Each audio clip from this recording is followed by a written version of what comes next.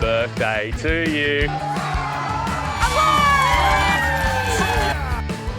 Happy birthday. Cheers.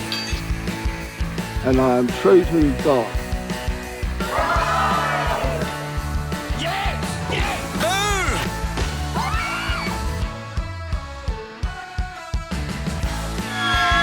Oh my God, babe! Don't you stand over me. Yes! Happy birthday!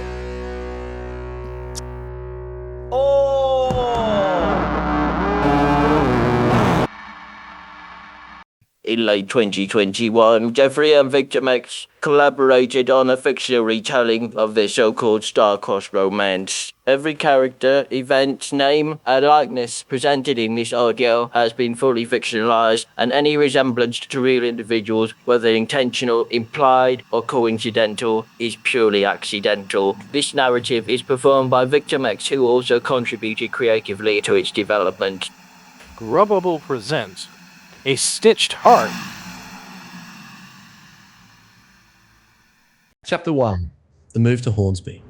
Kevin Chan, 13, stepped off the Transdev bus in Hornsby, the damp air seeping into his bones. Hornsby was a shroud of fog and fir trees, littered with saggy fences and mossy roofs. Dim streetlights barely lit the way. Kevin felt like he'd left the TARDIS and entered a mirror universe. East Lakes, a rundown suburb with higher aspirations than it deserved, with its blistering heat, streets littered with abandoned taxis, and a living patchwork of trolley-thieving immigrants faded into the rearview of Kevin's memory, he'd buried and repressed the short-lived glow of television lights.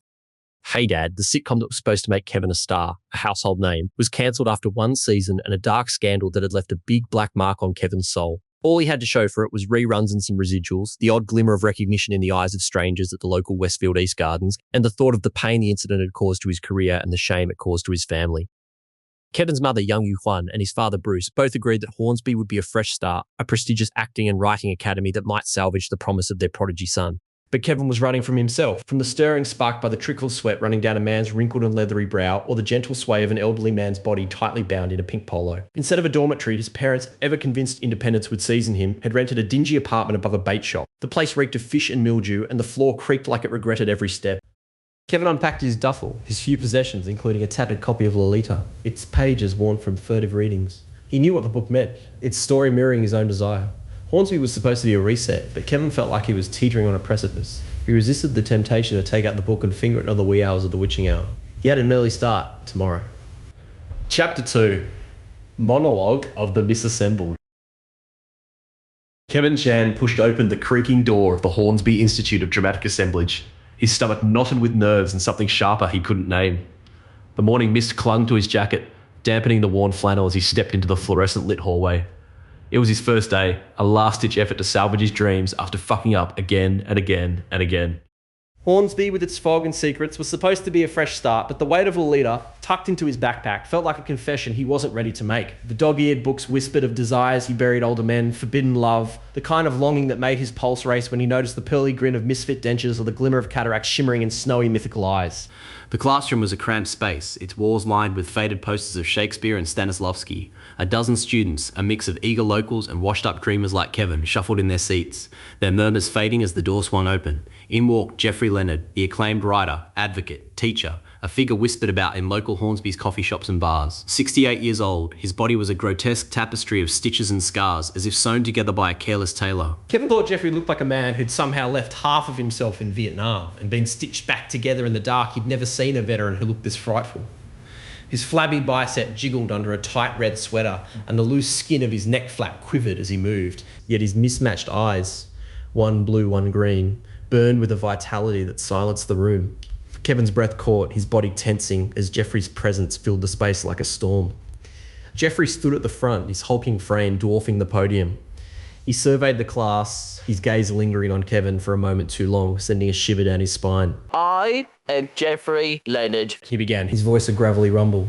like stones tumbling in a riverbed. First and foremost, I am an honest man. I've got honest beliefs. I am true to myself, true to everybody else, and I am true to God. If you write a story without those core elements, true to your soul, to others, to something bigger, you're wasting your own damn time. Stories aren't just words, they're blood, bone, and the ache you carry in your chest. The class leaned forward, hanging on Jeff's every word. Kevin's heart thudded. He'd read everything about his new teacher, but seeing the monstrous man in the flesh was incredible. Geoffrey's intensity stirring something deep, something he'd tried to bury in the vast wasteland of East Lakes. Geoffrey paced, his scarred limbs moving with surprising grace. Let me show you what I mean. He said, his voice dropping to a low, theatrical growl. He launched into a dramatic monologue, his stitched hands gesturing wildly, his eyes blazing with emotion. A wretch's heart, bound by chains unseen. Dost thou weep for love unclaimed? He intoned, his voice rising and falling like a tempest. In shadows deep where none dare tread, I carve my name in blood and dread. The words were melodramatic, almost absurd, yet Geoffrey's delivery was raw, visceral, his flabby bicep trembling as he clutched an imaginary dagger. The class was spellbound, Kevin most of all, his mouth dry, his body tense with a mix of awe and something darker, more primal. The monologue built to a crescendo, Geoffrey's voice booming, then falling to a whisper as he finished. And so I fall, unmade, undone, sailed adrift, forever shunned. The hulking figure gently crumpled into himself. A hushed silence filled the room before the students erupted in applause, students clapping with wide-eyed fervour. But Geoffrey raised a hand, silencing them. There is only one way to not be shithouse, he said, his lips curling into a wry smile. A few students laughed nervously, unsure of where Geoffrey was going with this. You must not just feel it. You must say to yourself, I'm not sorry for what I did. I am not. Because the thing you must do is to live the words. To produce real, tangible drama, you mustn't just write it, you must live it. Feel it in your guts, your bones, your blood. Anything less is a lie. Kevin's pulse raced, Geoffrey's words slicing through him. He didn't know what it was, but he wanted to live it, to feel it. The weight of Lolita in his backpack suddenly felt heavier. It reminded him of the desires he'd been taught to fear. Geoffrey had the class break into small groups for an exercise in writing. Kevin lingered, drawn to Geoffrey like a moth to a flame. He approached the older man, who was frantically scribbling notes on the board. Mr. Leonard, Kevin started, his voice barely above a whisper. your monologue, it was incredible. But how do you choose what to write about? Where do you start? Geoffrey froze solid. He turned with an uneasy, half-fightful motion towards Kevin, a look of pain in his face before he suddenly smiled. Ha! I turned my life into words on the page. Geoffrey looked up, his mismatched eyes locking onto Kevin's. For a moment, the air between them crackled, heavy with unspoken tension. And my words, they're about all sorts of things, boy. He said, waving a scarred hand, his tone whimsical yet weighted with meaning. Love, death, the spaces in between. Kevin clutched his backpack tightly and simply nodded. Geoffrey gave Kevin a smile before returning to the chalkboard. Kevin felt exposed, as though this monstrous man had peered into Kevin's very soul. His cheeks burned. Something dangerous had planted in that very moment, and Kevin returned to his group to discuss new scenes with strangers. He turned one more time to look at Geoffrey, who stood frozen, eyeing off the young boy. Kevin gulped. Chapter 3. The Forbidden Flame. In the intimate glow of the classroom, Kevin Chan found himself caught in an inescapable current. It was supremely frightful how he couldn't stop thinking about Geoffrey Leonard. The more time he spent with him, the worse it got. Kevin was engrossed by Geoffrey's ability to act out the words from the page like he was living it before the class. Kevin wanted to write about Geoffrey embracing him, so that Geoffrey would be forced to live that out. The forbidden nature of his longing made it more tantalising. Their age gap, Geoffrey's enormous, hulking and fiendishly beautiful body. If Kevin's desires were fully unleashed, it would be a powder keg of a scandal waiting to ignite. It started small, a lingering look during a critique, Geoffrey's green eye catching the light as he praised Kevin's halting monologue. You've got fire, boy, he'd said, his gravelly voice low, almost intimate. Kevin's cheeks burned, his fingers tightening around his script, the words blurring as he imagined Geoffrey's cold, stitched hands on his skin. They began staying late, ostensibly to discuss craft, Geoffrey's philosophy of intertwining reality and story. That Kevin was entranced by Geoffrey recounting wartime stories, the yearning, boxed up desires aboard a ship full of men heading to war, not knowing if they'll be coming home, the twisting knife of love and death, intertwined and suffocating him, his questioning about himself, of love. Geoffrey's neck flap shuddered as he quietly recounted these harrowing tales. Kevin was shocked by the absurdity of it all, lusting after a man whose body seemed to defy gravity's pull, but it only deepened Kevin's obsession, a hunger he couldn't name but felt in every nerve. One evening, as rain pattered against the auditorium's roof, they found themselves alone. Kevin had stayed back to help with sorting props in the backstage gloom. Geoffrey's hand grazed Kevin's as they reached for the same wooden sword, and the touch lingered. Deliberate. Kevin froze. His pulse a drum beat in his ears. Geoffrey's mismatched eyes locked onto Kevin's. They were gleaming with a question Kevin wasn't ready to answer. You feel it too, don't you? Geoffrey murmured, his voice a low rumble, his neck flat swaying like a turkey's waddle. Kevin wanted to deny it, to run, but his feet stayed rooted, his body betraying him with a shiver. He turned away and they finished in silence. Their encounters grew bolder, a slow burn that threatened to consume them. In the costume closet, surrounded by moth-eaten capes, Geoffrey's cold fingers traced the line of Kevin's jaw. Kevin's face was covered in a pubic paste of barely hairs, a mix of tenderness and command that sent heat coiling through him. Kevin's breath hitched, his hands trembling as they hovered near Geoffrey's chest, afraid to touch the stitches that held him together. You're fighting yourself, Geoffrey said, his voice soft but firm, his flabby bicep trembling as he pulled Kevin closer. The absurdity of it, craving a man whose body was a patchwork of scars, only fueled Kevin's desire, making the forbidden feel inescapable. A heavy knock at the door separated them. One of the other students entered and wanted to see if they needed any more help. Geoffrey smiled and told them both that they should go out and do whatever it is that young people do. Kevin left, his stomach in a knot, sad that he hadn't had another minute alone with Jeff. They danced around the edge for weeks, each moment a step closer to the abyss. A shared cigarette in the alley behind the school. Geoffrey's scarred lips brushing Kevin's fingers as he passed it back. A late night rehearsal where their hands met on a script. Lingering too long, the air crackling with unspoken need. Kevin's dreams were haunted by Geoffrey's touch, his cold skin, his unyielding gaze. He woke sweating, clutching Lolita like a talisman, its pages a mirror to his shame and yearning. The auditorium buzzed with the vibrant chaos of the mid-year class party, a riot of laughter and chatter filling the air. Students and teachers mingled, their faces lit with joy as they swapped silly jokes and indulged in sugary sweets piled high on folding tables, glistening donuts, neon-frosted cupcakes, and bowls of candy that vanished by the handful. The first song of the night, the triumphant Thunderbirds End theme by Barry Gray, blasted through the speakers, its orchestral swell sparking cheers. Across the room, Kevin caught Geoffrey's eye and they shared a knowing chuckle, the music stirring memories of their private adventures. The crowd whooped, some joining in, others snapping photos of the ridiculous spectacle. Amid the chaos, a girl from the drama club, emboldened by the festive mood, darted forward, planted a quick kiss on Kevin's cheek and scurried off, her giggles trailing behind her reddened face. Kevin touched his cheek, grinning as the party roared on, a whirlwind of jolly dancing and sugar-fueled merriment. As the night wound down, students trickled out, leaving wrappers and half-empty cups in their wake. One final song caused the energy to peak once more with the absurdly catchy chicken dance, and the remainder of the room erupted into a flurry of flapping arms and wiggling hips. Kevin and Geoffrey, caught up in the silliness, pranced about like giddy children, clucking and crowing, their faces flushed with laughter as they mimicked chickens with exaggerated flair. The last remaining students laughed gregariously as they left, aside from the little boy and the fat man. Only one other teacher remained. Geoffrey and Kevin lingered, offering to stay behind to rehearse a scene. The last teacher, Ben McCormack, gathered his coat, smirking at Geoffrey. Sure. His footsteps echoing as he left them alone in the auditorium. Under the stage lights, their passion surged. The auditorium was empty, the other students long gone. Kevin and Geoffrey had tried to rehearse a scene. In their giddiness, they were having trouble. The scene felt too real. A tale of two star-crossed lovers. They stood inches apart, their lines forgotten, the script a pretense for proximity. Geoffrey's hand found Kevin's waist, his stitches straining as he leaned in, his breath cool against Kevin's cheek. Their lips neared, the air heavy with inevitability. Kevin faltered, stepping back, his voice trembling. "I can't do this," he whispered, his heart pounding like a guilty verdict. All he could think about was the shame that his parents made him feel, how they abandoned him to an apartment all on his own. Kevin pleaded, almost like he was pleading to himself. "I can't do this. I'm not a fucking faggot. This is wrong. It's evil." Geoffrey's eyes gleamed, unyielding, his neck flapped, quivering with quiet intensity. He leaned closer, his breath a chill against Kevin's ear. What about the last time you had sex with anybody? He murmured, voice like gravel, each word a seduction. He grazed Kevin's chin and met his gaze. Geoffrey looked deep into Kevin's eyes and playfully joked. That was an evil occasion, wasn't it? Kevin's resolve shattered. They collided, their embrace a storm of desperation and defiance.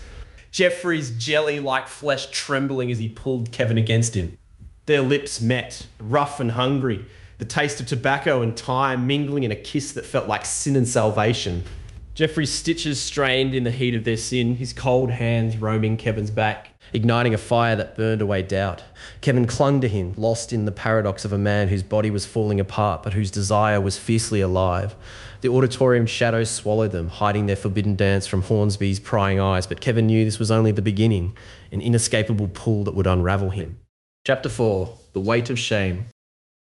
It was a dreary Friday in July. It had been a week or so since Kevin had succumbed. He'd become a pale student to the hallowed arts, and Geoffrey Leonard happily served as his wretched teacher. They hadn't had the opportunity to truly act on their urges, outside of touching and kissing, but Kevin couldn't wait. He felt like he was going to burst open. The classroom emptied, and as usual Kevin lingered, trying to ignore the strange looks he thought his classmates were giving him.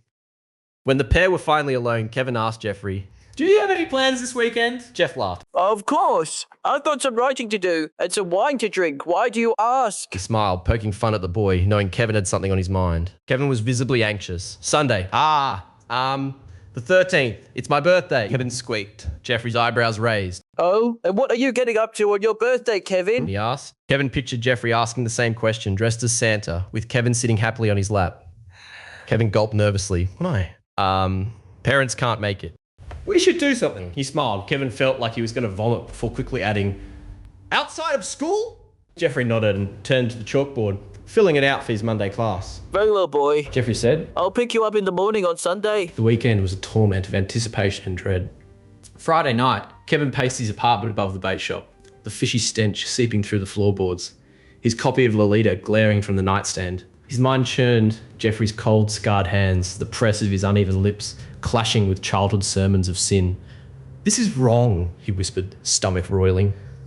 Sleep was a battlefield, his dreams a blur of desire and damnation, waking him in cold sweats, heart racing as if Hornsby's whispers were already closing in.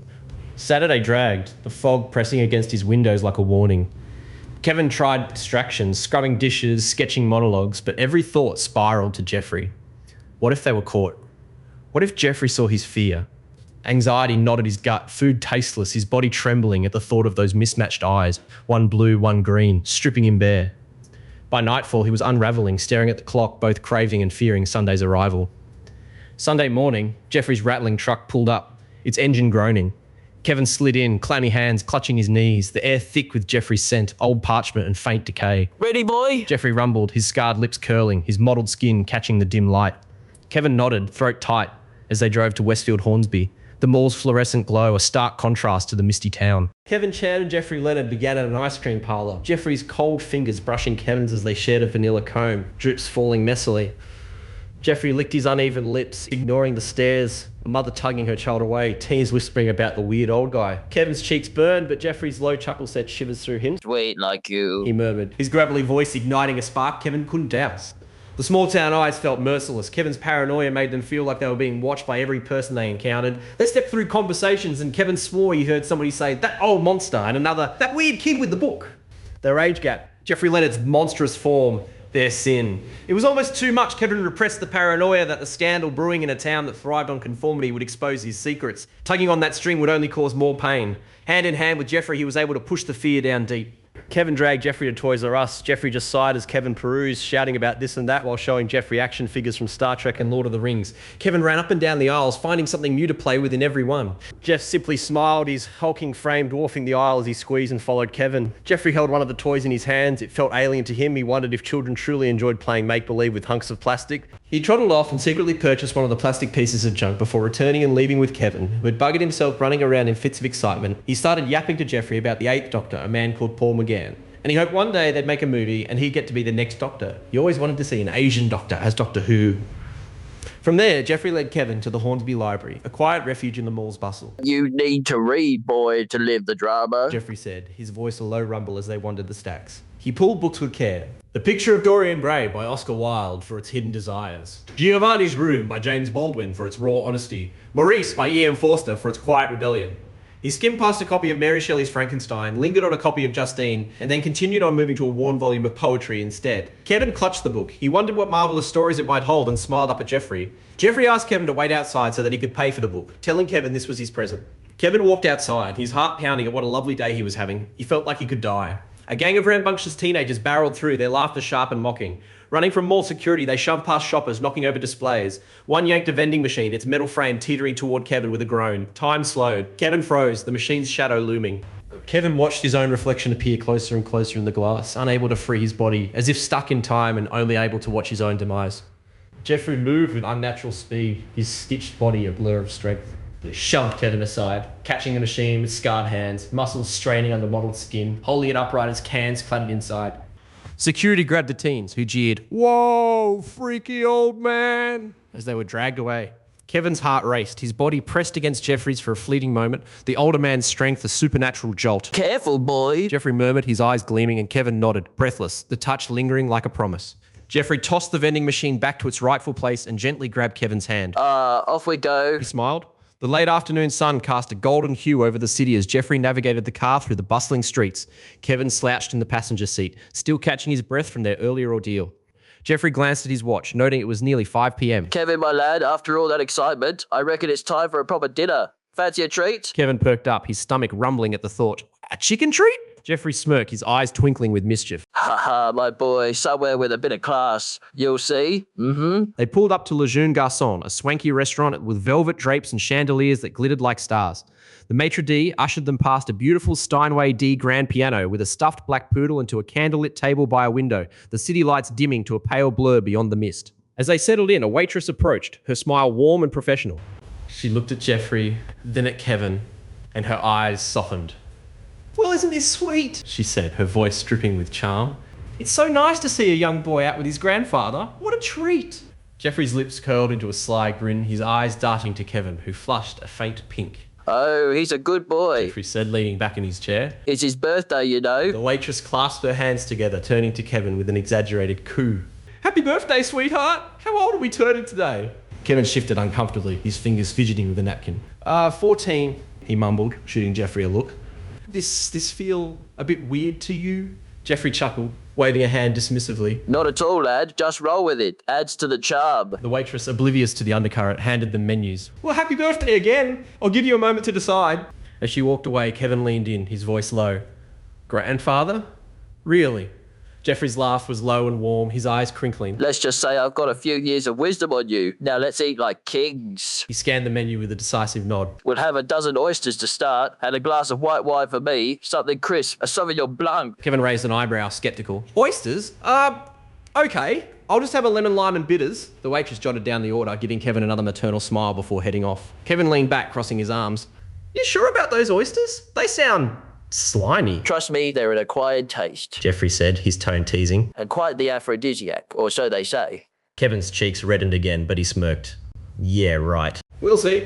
When the oysters arrived, nestled on a bed of ice, Kevin eyed them warily. He picked one up, gave it a tentative slurp, and immediately grimaced, nearly gagging. "Ugh, these are disgusting, like swallowing the ocean's snot."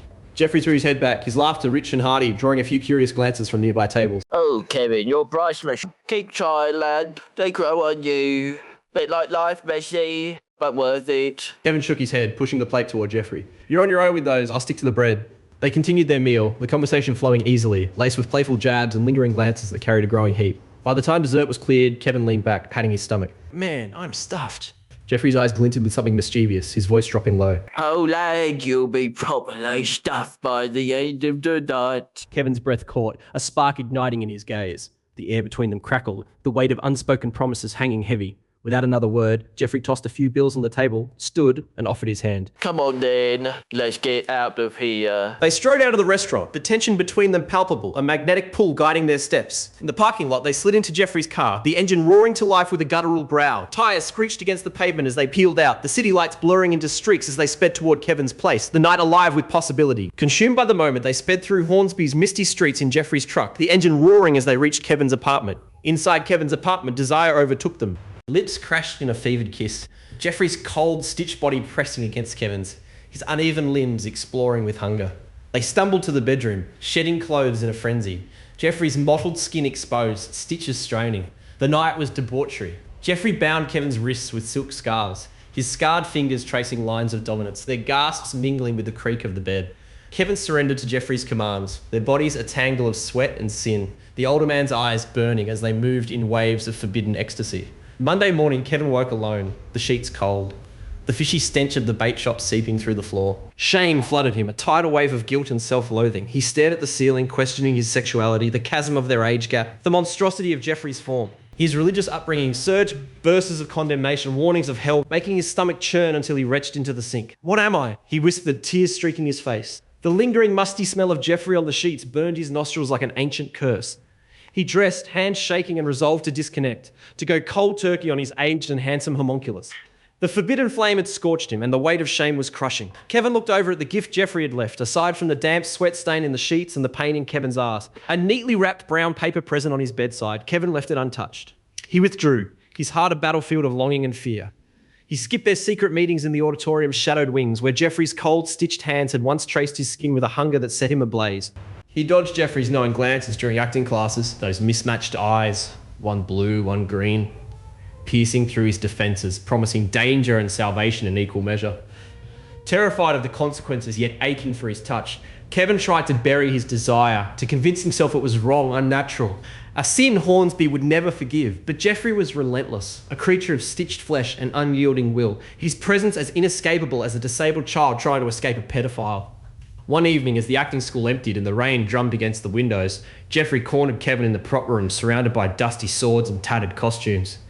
Kevin's breath hitched, his fingers tightening around Lolita as Geoffrey's neck flap quivered with every step, his flabby bicep jiggling under a threadbare sweater. The absurdity of it, craving a man who looked like he'd been sewn together by a drunken tailor, only deepened Kevin's torment, a dark comedy that made his obsession feel both ridiculous and undeniable. You're running, Kevin, Geoffrey said, his gravelly voice low, intimate. It's not the years, Kevin. He continued, his neck flap trembling with conviction. It's not the distance. It's not the lives you've yet to live, is it? He smiled that damn half-smile. It's you, scared of your own heart. And at what age can a person stop loving? He paused, stepping closer, his mismatched eyes searching Kevin's with curiosity and love. I don't think there should be any age. Kevin hated how right he was. The words cut through him, exposing the truth he'd tried to bury, that his fear wasn't just the town's judgment or Geoffrey's monstrous form, but the raw, untamed desire that threatened to consume him. Kevin felt the weight of his choice, the pull of a love that could destroy him, torn between the safety of a normal life and a strange, unnatural love. He turned away, his voice barely a whisper. "You don't understand," he said, almost pleading. "This, us, it's not something people here accept. They'll tear us apart like you tore my arsehole apart." Geoffrey's scarred hand reached out, stopping short of Kevin's shoulder as if sensing the chasm between them. Let them try, he said, his tone defiant yet softened by a tenderness that made Kevin's chest ache. I've lived through worse than their whispers. Have you? Kevin asked, the question hung in the air, heavy as the fog outside. Kevin was afraid of the answer. Geoffrey remained stoic and silent. Kevin fled the prop room, his footsteps echoing in the empty hallway, but Geoffrey's words clung to him, a siren's call he couldn't silence. Days bled into weeks and Kevin's avoidance became a ritual. He sat in the back of the classroom, his eyes fixed on his script, avoiding Geoffrey's gaze as the older man taught with a passion that made the air crackle. The other students, oblivious to the undercurrent, hung on Geoffrey's every word, his philosophy of living drama resonating in their eager notes. But for Kevin, every lecture was a reminder of what he'd lost, the fevered dance of their stolen moments, the cold press of Geoffrey's lips, the tremble of his flabby belly as they collided. Kevin felt the ache of absence, a void that Lolita's pages couldn't fill. One night, unable to sleep, Kevin wandered to the auditorium, the stage bathed in moonlight filtering through cracked windows.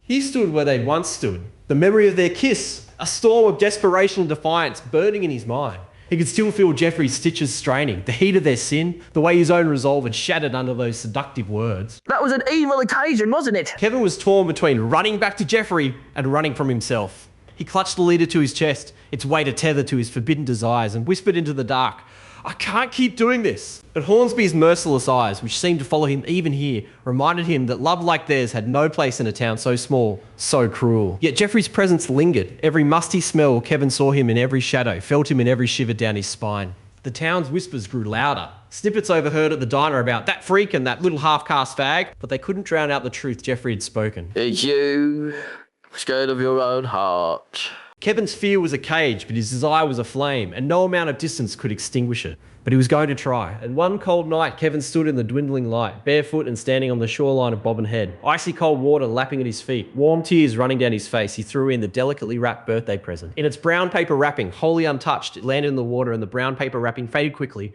Between tears, he thought he saw a rare Sulu action figure from Star Wars, his favourite Starfleet captain.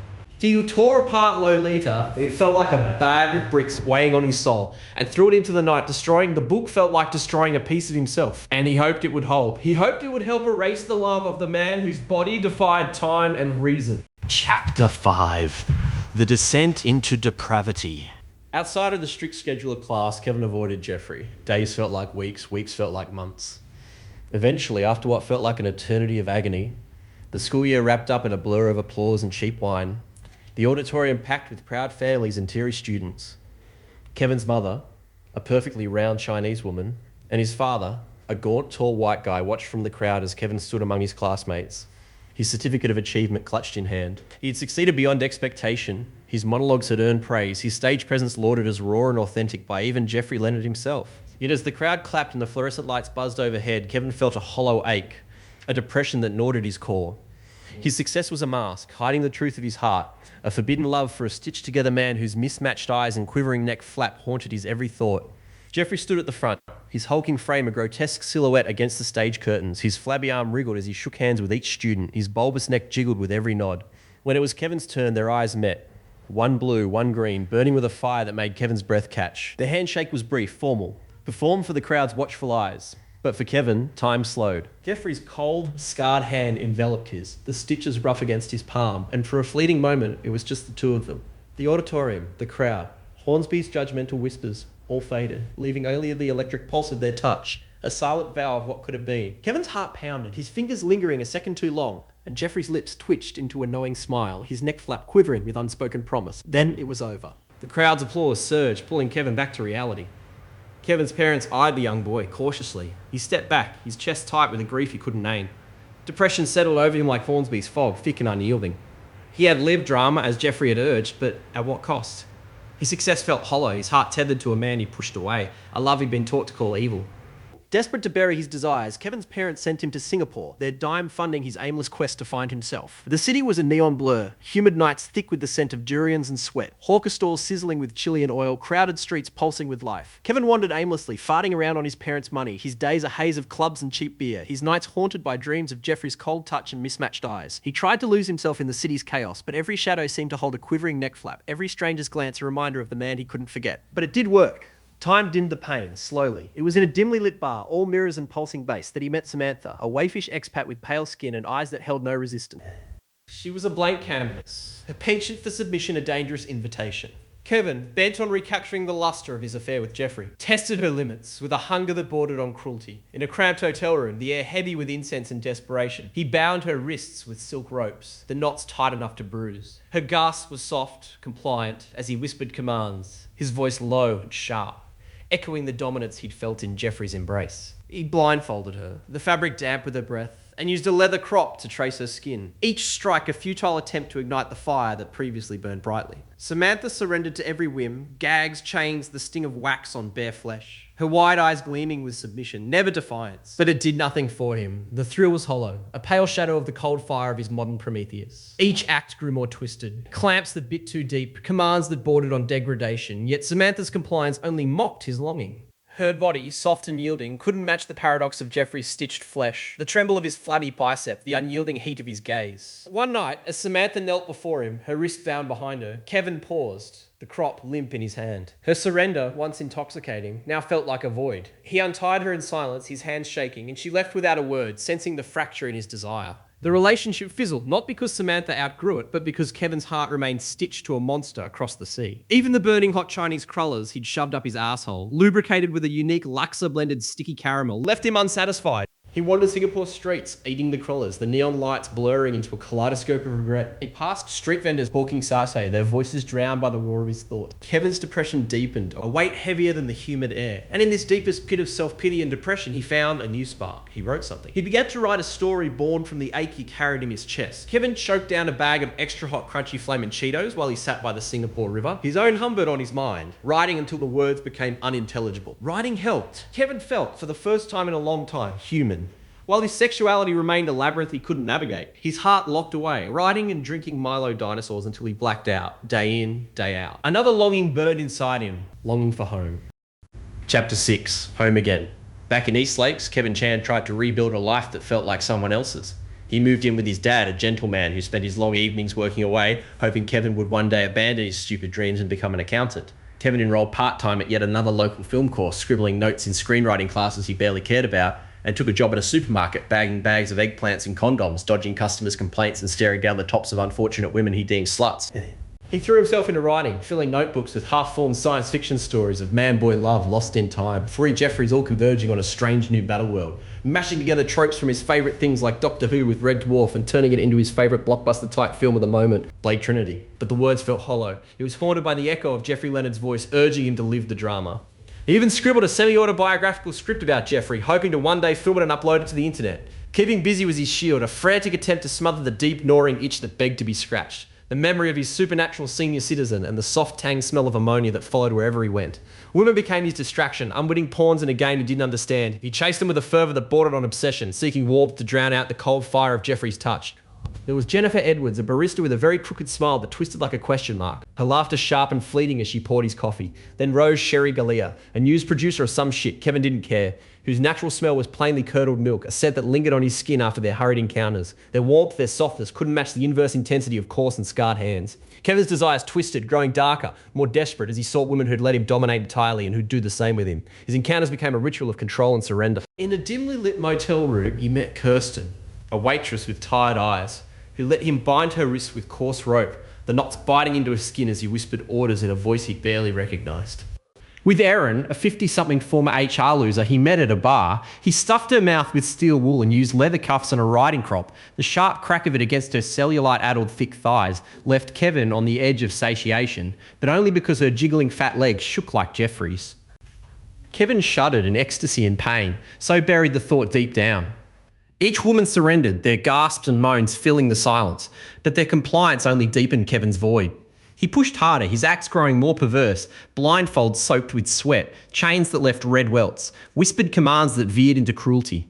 Yet nothing sparked the fire he'd felt with Geoffrey. Nothing matched the paradox of a man whose stitches strained with every movement, whose neck flap quivered like a living thing.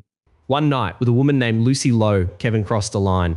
In his cramped apartment, the air thick with the scent of lube, warming whipped cream and overripe bananas, he unleashed his darkest impulses. Lucy, a paralegal with a nervous laugh, agreed to his every whim, her body pliant under his hands. He dressed in a Sailor Moon outfit, the pleated skirt absurdly tight, his face smeared with blackface paint, a grotesque attempt to lose himself in the performance of his depravity. He placed a strap-on harness before her to be used on him as she continued to fill his mouth and cover his face with whipped cream before she slapped him and let him swallow it, just as he begged for it. He quickly turned around on his knees, hiking his skirt up over his bare back, his naked buttocks exposed. Bloody and raw, the bloody bananas had damaged him quite severely. She wielded a whip with a ferocity that made even her flinch, hitting him harder with each swack, him moaning and begging for more. "Hurt me, Daddy," Kevin told her. She shuddered. This wasn't what she was into at all. Her sharp gasp snapped him out of his haze, her eyes wide with fear rather than surrender. "I can't do this, you're too messed up," she said, yanking her trench coat over her bare shoulders and storming out, the door slamming behind her. Fucking loser, he heard her mutter through the wood. Kevin sat frozen, the room a chaotic tableau. 4 bloody bananas scattered on the floor, the unused strap-on discarded, a bowl of congealing whipped cream soaking into the carpet. He caught his reflection in the cracked mirror, sweat slicked, clad in a Sailor Moon skirt, blackface paint smearing down his cheeks like tears. He thought he was normal, his writing was improving, his job steady, his life a patchwork of effort to fit in. But this? Maybe Lucy was right. He was in a hole, a pit of his own making. His depravity a mockery of the man who'd been with Geoffrey. He sank to the floor, his hands trembling as he wiped the paint from his face. Laying in a fetal position, crying and shaking, the memory of Geoffrey's touch, cold, commanding, alive despite his stitched-up form, flooded back. The tremble of his flabby bicep, the sway of his neck flap, the mismatched eyes that saw through Kevin's defences. Nothing filled the void.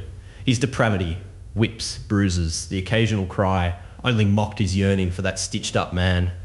Kevin clutched his notebook, its pages filled with stories he couldn't finish, and whispered to the empty room, "I'm trying to forget you." But Geoffrey's voice echoed in his mind, that gravelly murmur. That was an evil occasion, wasn't it? The itch remained, deep and unscratchable, a hunger that no other man or woman, no act, could sate. Chapter 7. Settling for Yuen Sandy. Years passed and Kevin Chan settled into a life that gleamed with normalcy, a polished veneer to hide the cracks beneath. Yuen Sandy Lau was gentle, a clinical physician with a laugh like Chinese wind chimes, delicate and melodic, cutting through the Kevin's paranoia and self-loathing. She was safe, acceptable, everything the town approved of. Her quiet grace, her impeccable professionalism, her limited English when they first met, speaking barely 6 words with a wry smile. Kevin clung to that limitation, hoping it would shield her from seeing the truth, his depravity, his weakness, the scumbag he knew he was. Nearly 20 years had passed since his fevered nights with Geoffrey Leonard, and Kevin had worked tirelessly to lock that part of himself away, burying the itch that still stirred at the thought of a quivering neck flap and mismatched eyes. At 33, Kevin married Yuen in an extravagant ceremony that rivaled a stage production. The chandeliers sparkled in the Kangaroo Valley banquet hall, casting prisms across silk-draped tables. The string quartet never missed a note, their music soaring through the air. Every flower, orchids, lilies, roses seemed imported to impress, their scent heavy and cloying. It was the perfect performance. Ironic for a long-term unsuccessful actor. Kevin had rehearsed every detail, from his tailored suit to his practiced smile, ensuring the audience, their closest friends and families, Yuen Sandy's colleagues, his own distant relatives, saw only the polished facade. But here and there, in fleeting moments, his smile didn't quite reach his eyes, a flicker of absence no one seemed to notice. He convinced himself he was whole, that the man who'd craved Geoffrey's cold, stitched touch was gone, replaced by the ideal husband. Their life slipped into routine, a carefully choreographed dance to keep the cracks from showing. Kevin took a job at a local bookstore, shelving novels and chatting with customers about bestsellers. His days filled with mundane tasks that kept his hands busy and his mind numb. Yuen Sandy worked long hours at the clinic, her gentle presence a balm when they shared quiet dinners, her broken English improving with each passing month. They laughed over takeout, watched old movies, built a life that looked perfect from the outside. But Kevin's heart was a locked box, and the key lay in the shadows of an auditorium, with a man whose flabby bicep trembled and whose neck flap quivered like a living thing. He had somebody from Airtasker to assemble the crib with meticulous care. He watched with sincerity as he had a friend paint the nursery as soft blue. He knew he'd only mess up doing anything even remotely manly. He smiled at her doctor visits, nodding at ultrasound images, his heart elsewhere, tangled in the auditorium with a monster who felt younger than time. When their son was born, a squalling bundle with Yuen Sandy's gentle eyes, Kevin held him, his breath catching at the weight of this new life. He named the boy William, Geoffrey's middle name. A secret tribute slipped past Yuen Sandy's unsuspecting smile. The choice was a quiet rebellion, a thread tying him to the man whose stitches had unraveled his soul. Their life marched on, William's laughter filling the house, Yuen Sandy's wind chime laugh echoing in the evenings. Kevin played the part doting father, loving husband, reading bedtime stories to William, holding Yuen Sandy's hand during walks through Hornsby's misty streets. But late at night, when the house was still, he'd sit in the dark, his notebook open, pen hovering over blank pages. The stories faltered, unable to capture the drama he'd lived with Geoffrey. The memory of that final handshake at the acting school, the moment when it was just the two of them, lingered like a ghost. Kevin wondered if Geoffrey had died. At this point, he'd have to be pushing 90. Kevin dared not linger on the thought, and he definitely did not Google the man. He looked at Yuen Sandy, sleeping peacefully, and at William, dreaming in his crib, and told himself this was enough. The children's adaptation of Lolita, sitting with the other storybooks on the shelves, whispered otherwise. Kevin's heart was a fractured stage, the spotlight forever fixed on a stitched-up man who refused to fade. Chapter 8, The Reunion. 10 years later, Kevin Chan's life had calcified into a monotonous rhythm of quiet despair, his part-time shifts at the bookstore a feeble anchor against the tide of unfulfilled dreams. He shelved dusty tomes and recommended thrillers to indifferent customers, all while nursing the delusion that his acting career might someday ignite. It was there, amid the scent of aged paper and faint mildew, that he saw him. Geoffrey Leonard, unchanged in his grotesque eternity, stitches frayed like unravelling secrets, his mismatched eyes still alight with that predatory gleam. Geoffrey was signing books for a sparse audience, his scarred hands gripping a pen as he recounted tales of love and monstrosity, his voice a gravelly lure that drew Kevin closer despite himself. Their eyes met across the room, and Kevin's breath hitched, the world narrowing to the quiver of Geoffrey's neck flap. Still being true to yourself, boy? Geoffrey asked, his lips curling into a sly smile, the skin around his mouth pulling taut against hidden stitches. Kevin swallowed, his voice barely steady. You haven't changed at all. Geoffrey laughed, a wet, rumbling sound, and pointed to the writhing masses between the stitches on his chest. Except now I'm full of grubs, he pronounced, his flabby bicep jiggling with the gesture. Geoffrey continued. Writer, author, grub. Kevin hesitated, then rested a hand on Geoffrey's shoulder, feeling the cold, uneven texture beneath his palm. All right. Grub, he murmured, leaning in to give the old man a hug, the embrace a spark that ignited long-buried flames. In that moment, nothing else mattered. Kevin forgot about Yuen Sandy, his loving, doting wife who toiled full-time at the clinic, her gentle hands mending others while keeping their family fed and sheltered. He erased William from his mind, their firstborn, whose name was a secret homage to Geoffrey's middle name, a boy now 10 with eyes that mirrored Yuen Sandy's innocence. He totally forgot his second son. The weight of his betrayal settled like lead in his gut, but desire overrode it. That night, they fell back into each other, their affair reignited with a ferocity that left Kevin breathless, his skin slick with sweat and regret. Geoffrey's touch was a drug, his cold, stitched fingers tracing Kevin's body with a possessiveness that bordered on violence, his flabby bicep trembling as he pinned Kevin against the wall of his home, the blue castle with the red door, a crumbling Victorian relic on the edge of town, its walls echoing with Geoffrey's laboured breaths. They met there in secrecy, air thick with the scent of decay and lust. Geoffrey's neck flap quivering as he devoured Kevin's lips, his mismatched eyes burning with hunger. Kevin knew it was wrong, the guilty shadow that clawed at his soul, but he couldn't stop.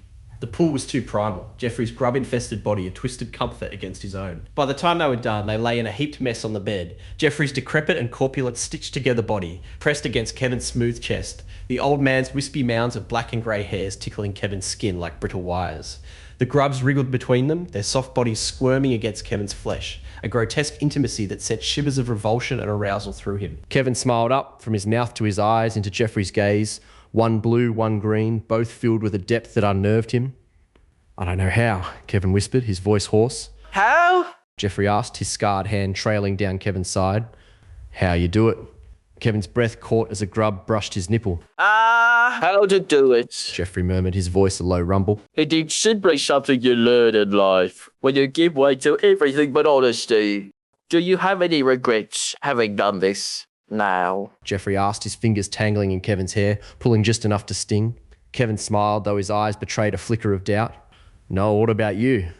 Geoffrey caressed Kevin's hair, his touch gentle yet insistent. I am not sorry for what I did. I'm not contrite. I'm not repentant. I am just in love. Kevin looked shocked, his heart stuttering in his chest. All he could do was stammer. Did you? Did you? Did I say love? Geoffrey asked, his neck flap quivering with amusement. Yes. I think so. Kevin melted into the old man, pressing even further into his grub-infested body. The squirming masses a living barrier between ecstasy and horror. I love you, Geoffrey Leonard. I will always love you. Kevin squirmed under the covers again. He started to slide the girthy, stitched-together genitals of this beastly old man into his mouth, gentle nuzzling at the old man's grub-riddled foreskin before being rudely interrupted. An explosion shattered the bedroom door, splintering wood and sending shards flying like shrapnel. A woman in full tactical gear burst in, her face obscured by a visor, her boots crunching over debris.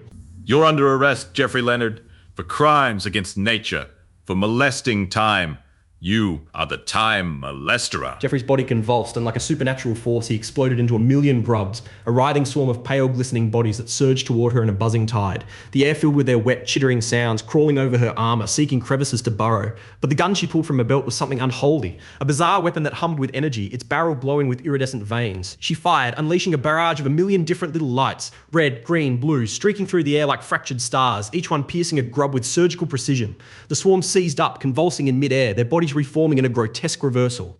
Kevin coughed up a mouthful of grubs, which slithered to the rest of the dying mass. What was left of Geoffrey materialised on the floor in a fetal position, chunks of his flesh melting away like wax, exposing raw, pulsating tissue beneath frayed stitches. Pus and ichor oozed from his wounds, the grubs dying in twitching heaps around him. I'm dying, Kevin. He croaked, his voice a wet gurgle, blood flecking his lips. I'm sorry. I'm so sorry. His body arched one final time, then went still, his mismatched eyes glazing over in death. He let out a guttural death sound which sounded like he was speaking the word "how" in a slow, delivered pace. His withered remains deflated. The woman turned to Kevin, her visor lifting to reveal cold, unyielding eyes. I'm Special Officer Hetty Van Helsing of Task Force Pedo Annihilation, she said, her voice mechanical, devoid of pity. I've been tasked with taking down supernatural creeps like Geoffrey Leonard and all of his associates. Kevin gulped, naked and exposed on the bed, his body still slick from their encounter, the remnants of grub squirming feebly on his skin. Guilt and terror crashed over him, visions of Yuen Han Sandy, William, the other one, the life he'd betrayed. The woman raised the gun toward him, its barrel humming with malevolent light. She fired, the colours exploding in his vision, pain blooming like a dark flower in his chest. She spoke again. I'm sorry, but you're too far gone, sicko. Kevin went to speak a final word, like he was the Doctor Who, specifically the black homo one or the woman, his favourites, on his regeneration deathbed, or like he was the gay Lord Optimus Prime, or one of the other faggy sci-fi bullshit things Kevin loved and obsessed over. But nothing came out. His death was a reflection of his life, a failure to launch. What a fucking faggot chump.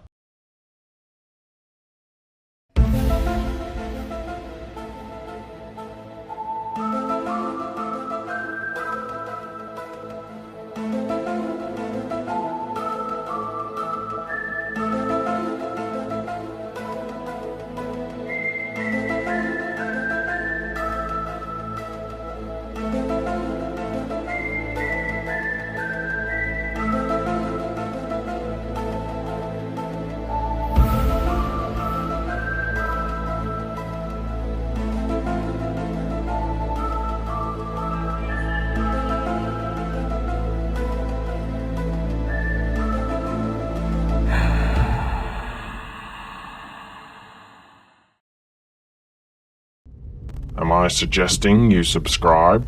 Well, yes.